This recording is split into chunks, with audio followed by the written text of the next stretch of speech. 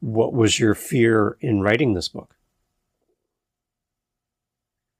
Yeah, my greatest fear my whole life has been of being deemed an outsider, of not fitting in, of being weird, of other people, excluding me or plotting around me.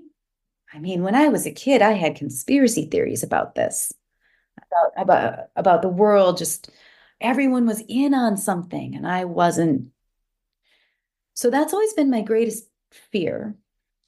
And certainly with a book as different as I'm expressing to you today, where you're talking to your emotions and you're talking to your soul, there could have been a confirmation that happened with putting out this book.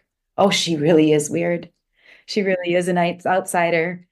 I mean, yeah.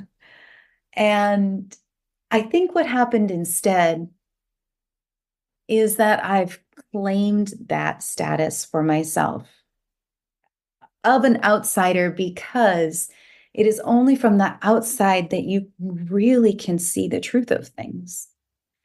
You know, if you're an insider, quote unquote, if you're in the popular group, there's a lot you can't see, and you are so under the power and under the influence of those around you.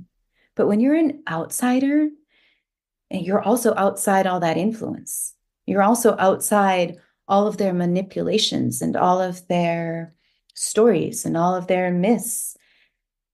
And at first, that is striking and scary, but there's a point where, and I think through the book, I think that's what's happened for me, is there's a point where you say, that's it, I am. And let me be that voice from the outside coming back in now. See if I can draw more insiders out. Instead of me trying to Okay. get in, I'm trying to Yeah. pull them out. So, had you not written Embodying Soul, do you think you would be where you are right now Hmm, on your journey? absolutely not. Hmm. Because when I was writing this book, I was still stuck in so much of this pain that I write Okay. about. I could still feel it viscerally as I wrote it and even as I reread it.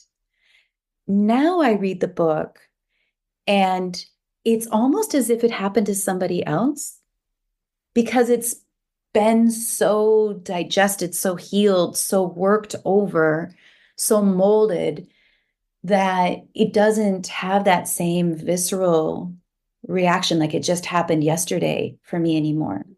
So without the book, I wouldn't have the healing.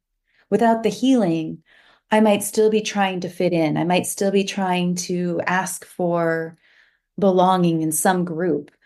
I still might not have that freedom of expression that I feel like that book has given me. One thing I had an author do recently on the podcast is they read off the back of the book, Mm. and I kind of liked it because it's in the author's voice,